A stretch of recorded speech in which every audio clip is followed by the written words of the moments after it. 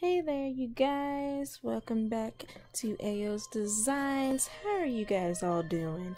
So, what we're doing today, can you guess, is doing a speed draw from memory of The Last Unicorn, which is this unicorn that's on the screen right now.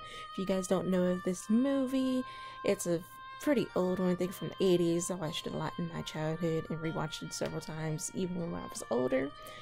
And it was great. It was about this unicorn who thought she was the last but refused to believe such, and so went off trying to figure out if she really was the last, and if not, where all the other unicorns were. And at some point she ended up being turned into a human for her own safety, of course. And that's the image of her I'm going to be drawing. So the unicorn's name is just Unicorn in the movie, but when she gained a human form, she was given the alias, what was it, Amalthea. She was Lady Amalthea. So what I'm going to be doing is drawing her from memory, like that. I lost my train of thought. So now the thing is that while I remember how she looks like, there are certain details that I'm having trouble remembering. Also, I'm going to be making her black because black girls are magical. We really are. And I can do what I want because it's my fan art. So to start off with, I want to say that I do recommend the movie if you guys like unicorns and you don't want something that's My Little Pony-ish. I mean, My Little Pony is nice and all, especially that newer series. I found out it actually ended, which is crazy because I'm so far behind, so I guess that means whenever I get to catching up on the episodes I missed, I'll also be able to just, like, you know, finish the series. Oof. I'm not sure if I'm looking forward to that or not, but you know, at least that means that there's a definite number of episodes that I need to catch up on instead of it continuously getting higher and higher and making me just go, oof, yeah, I'm not gonna finish this at all. But back on topic, this is The Last Unicorn. So the thing with The Last Unicorn is that she had a purple dress from what I remember. And I couldn't exactly remember how it looked. It was like flowy, but also form-fitting, you know? So I was thinking like maybe she had a corset, and then I was like, nah, she probably didn't have a corset. I do know for sure that it was off her shoulders, you know? Maybe had a bit of a scoop neck, but just to be on the safe side, I had it just, you know, going straight across to her shoulders so that it'd be off shoulders, kind of like Princess Jasmine's top, you know. For the sleeves, I couldn't remember if they were puffy, if they were skin tight, so I just went with kind of bell sleeves, a little snug but a little loose at the end, you know. And the rest of the dress being form-fitting. And I know that there's probably other details to the dress, but for the life of me, could not remember. So just going with this, and then at the end of the video, once I'm done drawing this, I'll post or include some images of how she looks from the movie so you can compare to see which details on her hair and eyes and her dress and whatever that I might have gotten right or wrong. So let's see, I got her purple dress. I'm pretty sure it's probably about the right tone of purple. The next thing to do was her hair. Now her hair in the movie, I'm honestly not sure if she was like platinum blonde / white haired, or if she was actually blonde, like a really fair pale blonde or something. It could have been white because, you know, she was a white unicorn. Well, white and silvery unicorn. Well, in the movie it said that people who don't believe or can't see unicorns, when they see a unicorn, they just think that it's a white horse. So, yeah, white hair then.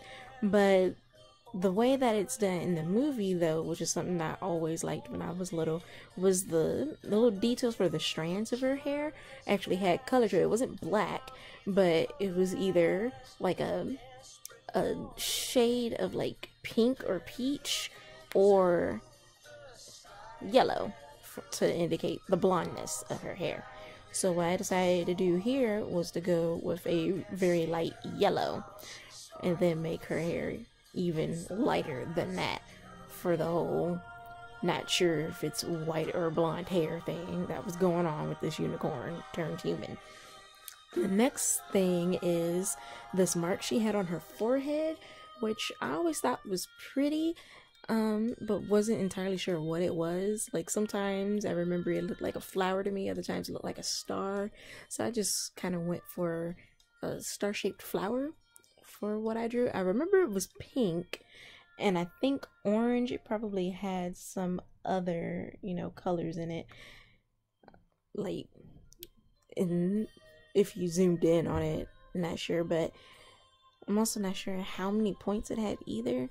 So hopefully 6 is a good number. It could have been 4, it could have been freaking 10, But again, this is all from memory, and I think I'm doing pretty good memory-wise. Let's see.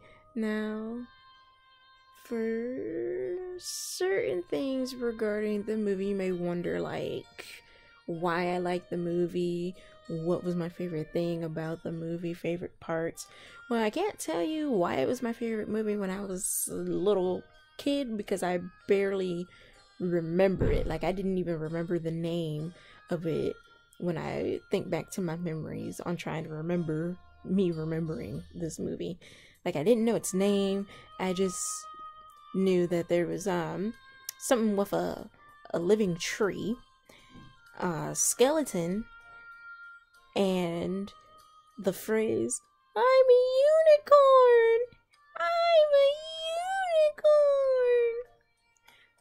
unicorn!" And yeah, according to my mom, it was like one of my favorite movies, and I think she enjoyed watching it with me because we had like in-jokes regarding that, and then we got a few more in-jokes after we found the freaking movie on DVD and bought it and rewatched it a few times, which is great. In-jokes are fun. Now, some things that I really enjoyed about the movie was the music.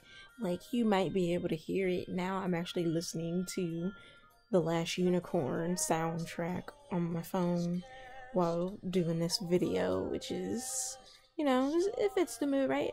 There's other songs, of course, to it, but this song I have on repeat right now is just the Last Unicorn, about the Last Unicorn. So the song is the same as the title of the movie.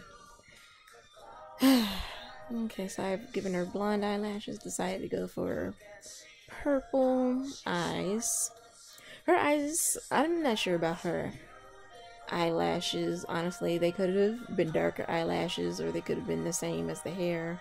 Her eyes, I'm pretty sure they were purple or a dark blue. And I just decided to go with making the eyebrows blonde too, because couldn't even remember if she had eyebrows while I was drawing this. So yeah, that's a thing. Now, as I was saying, apparently when I was little, my favorite scene from the movie was the talking tree, which I'm not sure what it was that I thought that I was watching, but when I was older and rewatched the scene, I'm just like, is this all there was of the tree? I thought there was more to it.